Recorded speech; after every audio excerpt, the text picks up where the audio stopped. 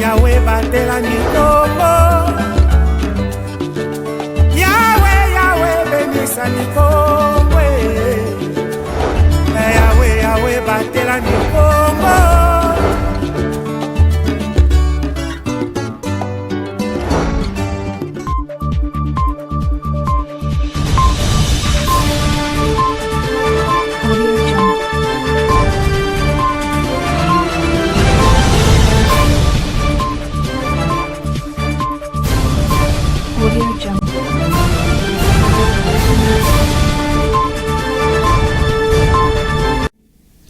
Mesdames et messieurs, bienvenue dans cette nouvelle session d'information du samedi sur ma bannière Ecopolis. Un très grand plaisir pour moi de vous le présenter. L'Office de route aux directions provinciales du Congo central a enregistré un engin de plus dans son actif. Il s'agit d'une pelle excavatrice don du chef de l'État, Félix Antoine Tshisekedi Tshilombo, pour la province du Congo central. La cérémonie officielle de la remise de cet instrument a été présidée par le gouverneur de province, Grace Kwanga Maswangi Bilolo, le vendredi 27 décembre 2024. Un reportage de la cellule de communication et presse du gouvernorat du Congo central.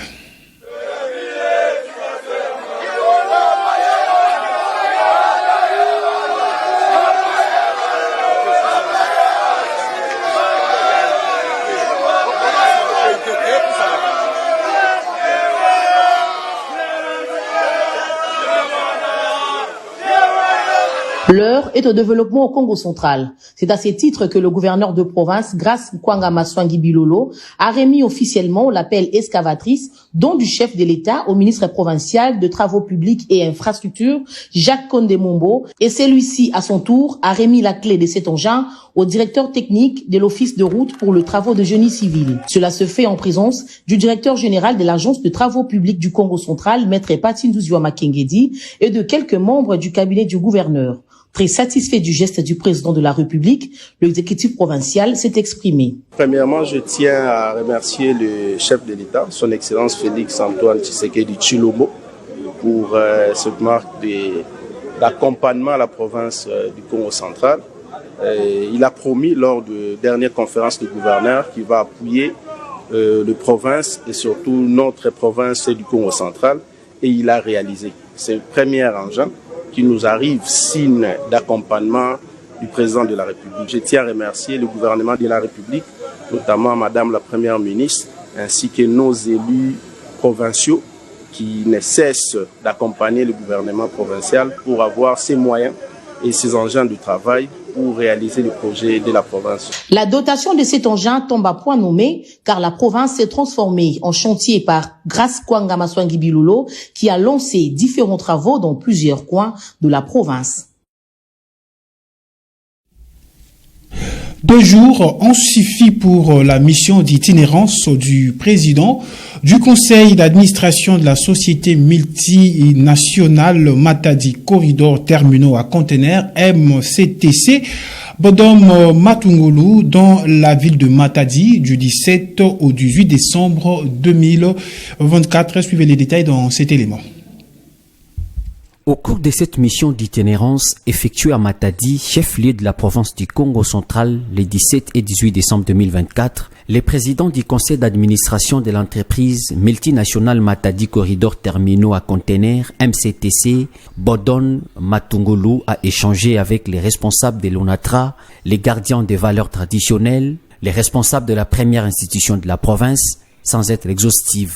La visite des installations des MCTC situées à l'immeuble Ami Congo en ville basse dans la commune de Matadi où il a été reçu par le directeur général Christian Goy, accompagné de ses collaborateurs, était donc la première étape. Sur place, des explications liées sur la mise en œuvre du projet de modernisation du terminal à conteneurs de Matadi, TSM en sigle, dont les travaux sont en cours d'exécution, lui ont été fournis. Par la suite, Bodom Matungulu a été reçu par le président de l'Assemblée provinciale du Congo central, Papi Montezolo. Il était question ici de pouvoir présenter à l'autorité de l'Assemblée provinciale l'état d'avancement aujourd'hui du projet qui entre déjà dans sa phase de mise en œuvre avec la partie d'exploitation mais aussi des travaux. Vous avez pu constater les jours qui sont passés l'arrivée des équipements neufs de dernière génération pour la modernisation de l'exploitation mais aussi des travaux. Là nous sommes en train de travailler surtout sur l'engagement qu'a pris en fait MCTC, celui de pouvoir garantir les emplois de tous ceux qui sont des travailleurs de l'ONATRA. Et on a commencé déjà à signer les contrats avec tous ceux qui seront transférés de l'ONATRA vers MCTC. Respectueux du pouvoir coutumier, Bodon Matungulu est allé à la rencontre des chefs coutumiers Bamboma à qui il a présenté l'entreprise MCTC et les bien fondés du projet de modernisation des pieds 5, 6 et 7 du port de Matadi dans le cadre du partenariat public-privé entre l'État congolais et la société concessionnaire. Toujours dans ce même registre, mesdames et messieurs, nous y restons pour lire ces communiqués à l'intention de tous les employés. Conformément aux instructions du vice-premier ministre, ministre de Transport, Voies des Communications et Désenclavement, dans sa lettre numéro VPM-MTVCD-CAB-680-2024, nous avons le plaisir de vous rappeler que MCTC a débuté depuis le 11 décembre 2024 le processus de reprise de l'intégralité du personnel de l'ONATRA et souhaitant rejoindre MCTC. Nous tenons à remercier tous ceux qui se sont déjà manifestés et ont signé leur contrat de travail avec MTCC. Votre engagement et votre coopération sont grandement appréciés. Nous invitons vivement tous les employés figurant sur la liste transmise par le directeur général de l'ONATRA et notifiés à cet effet, mais qui ne se sont pas présentés à MCTC à venir le faire dans le meilleur délai. Veuillez vous munir de vos pièces d'identité ainsi que vos notifications. La date limite et pour les signatures est prévue et fixée au 15 janvier 2025. Et puis, autre chose à présent, mesdames et messieurs, le chef de l'État congolais, Félix Antoine Tshisekedi Tshilombo, a quitté sa zone de confort depuis le mardi 24 décembre de l'année en cours. Il séjourne dans l'espace Grand Kasaï, Pacifique Mwanda nous en dit plus.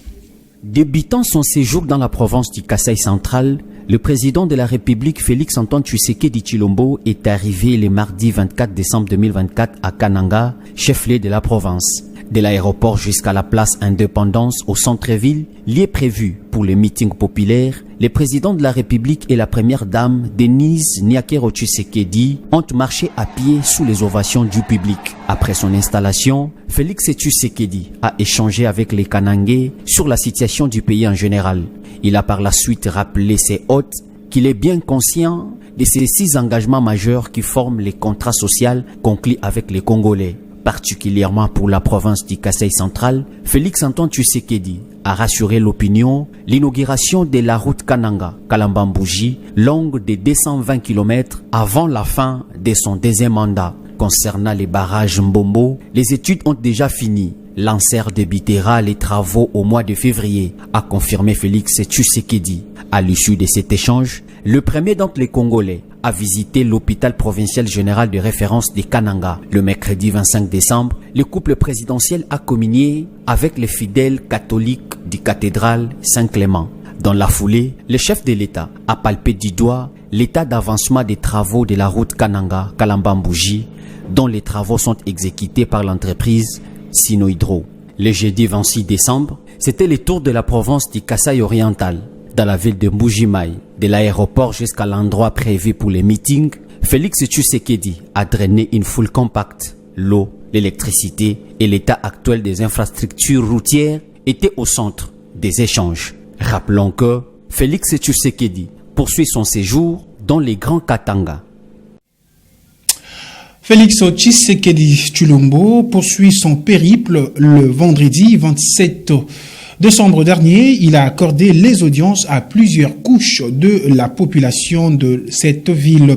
En direct de Mbujimayi, Félix Tshisekedi Tshilombo a présidé la 28e réunion du Conseil de ministres. L'état d'avancement du plan de relance de la SOTESKI, le changement dans la loi de finances 2025 après son examen et vote au Parlement, la situation sécuritaire, humanitaire et sanitaire en République démocratique du Congo en est le luminaire constitué dans l'ordre du jour. Nous vous proposons de suivre l'extrait du compte rendu par le ministre de la Communication et Médias, porte-parole du gouvernement, Patrick Mouyaya.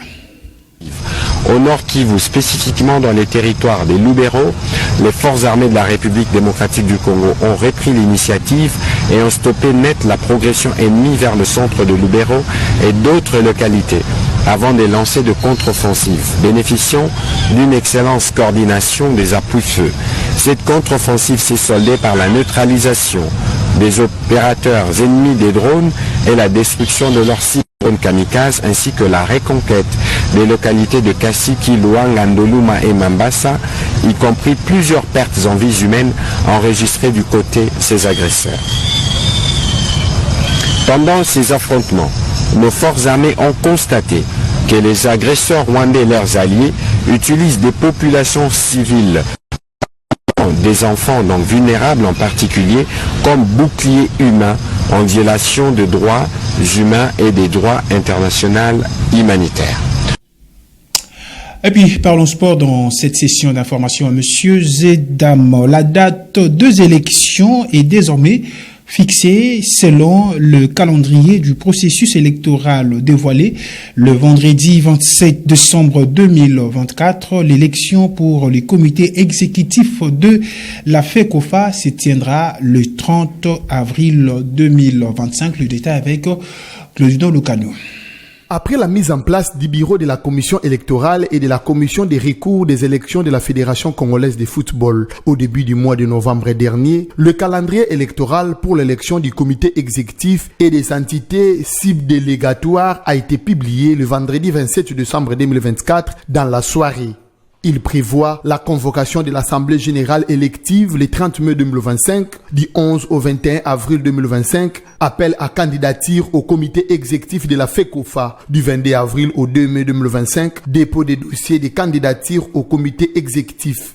Du 3 au 13 mai, traitement des dossiers et publication des listes provisoires. Du 14 au 21 mai, réception des recours, traitement des dossiers et publication des listes définitives. Du 22 au 29, campagne électorale. L'élection est prévue en date du 30 mai 2025. Rappelons que la Fédération congolaise de football est dirigée par le comité de normalisation CONOR depuis le 27 avril 2023. Il a été installé après le départ de l'ancien président Constant Omari Selemani, empêché par la Fédération internationale de football association FIFA de briguer un nouveau mandat au conseil de la FIFA au mois de mars 2021. 2 ans après, la Fédération congolaise de football association connaîtra un nouveau comité exécutif. Et puis, au-delà de nos frontières, au Tchad, fin de la campagne électorale le vendredi 27 décembre 2024, les citoyens doivent élire le dimanche 29 leurs députés, conseillers provinciaux et municipaux. 3 scrutins qui devraient clore le chapitre de la transition amorcée dans ces pays depuis 2021. 21 jours de campagne nationale, le mouvement patriotique du salut, parti au pouvoir, a clôturé sa campagne au stade municipal de Paris-Congo en vue des élections législatives, communales et provinciales prévues le 29 décembre.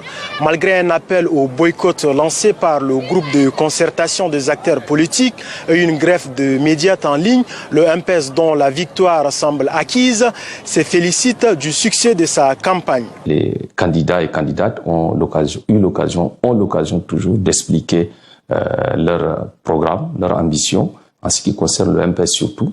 Nos candidats ont été vraiment au fin fond des contrées pour expliquer le programme politique du président élus. Les transformateurs dirigés par Succès Masra ont boycotté ces votes, dénonçant leur manque de crédibilité. De son côté, le RNDT Le Réveil, conduit par Paimi Padaké Albert, a critiqué des conditions électorales inéquitables et les manques de moyens alloués à son parti. Nous travaillons uniquement avec les cotisations, avec les membres, pour le fonctionnement, y compris pour la campagne. Naturellement, ça a été un frein énorme de côté finance parce que nous n'avons pas la possibilité de soutenir les campagnes électorales au niveau local. Avec ce boycott d'une participation de l'opposition, le taux de participation sera donc très scruté. Le scrutin de ce dimanche marquera également la fin du processus de transition. Cela fait 12 ans que le pays n'avait pas tenu des élections législatives et communales. Et voilà, c'est la fin de cette session d'information sur Mabagnar Ecopolis. Merci à vous, messieurs et dames, de l'avoir suivi et surtout bonne suite des programmes sur nos antennes. D'ici là, portez-vous bien et bon week-end.